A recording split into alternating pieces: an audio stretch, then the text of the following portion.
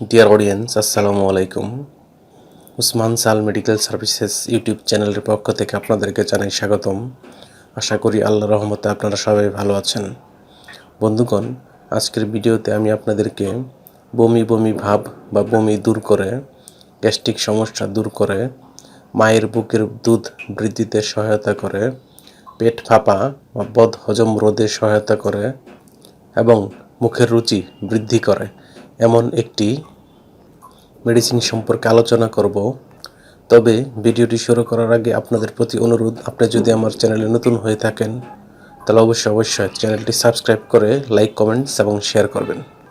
বন্ধুগণ, বাচ্চাদের বা প্রাপ্তবয়স্কদের বমি বমি ভাব বা বমি দূর, গ্যাস্ট্রিক সমস্যা দূর, মায়ের বুকের দুধ বৃদ্ধিতে সহায়তা করে, পেট ফাঁপা বা বদ হজম রোধে সহায়তা করে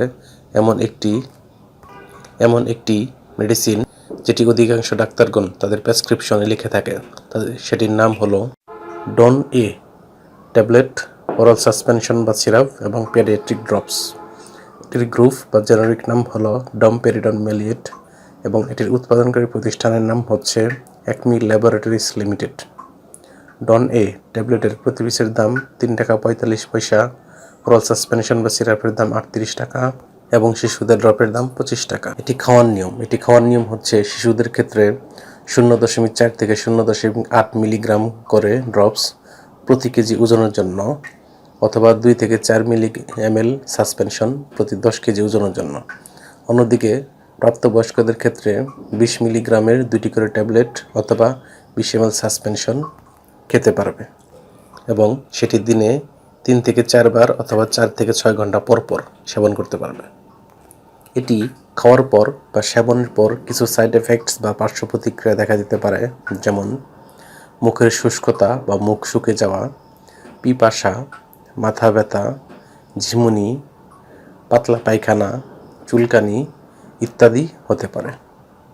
প্রকৃতপক্ষে যে কোনো ঔষধ সেবনের পূর্বে রেজিস্টার্ড চিকিৎসকের পরামর্শ ব্যতীত সেবন করা উচিত নয়।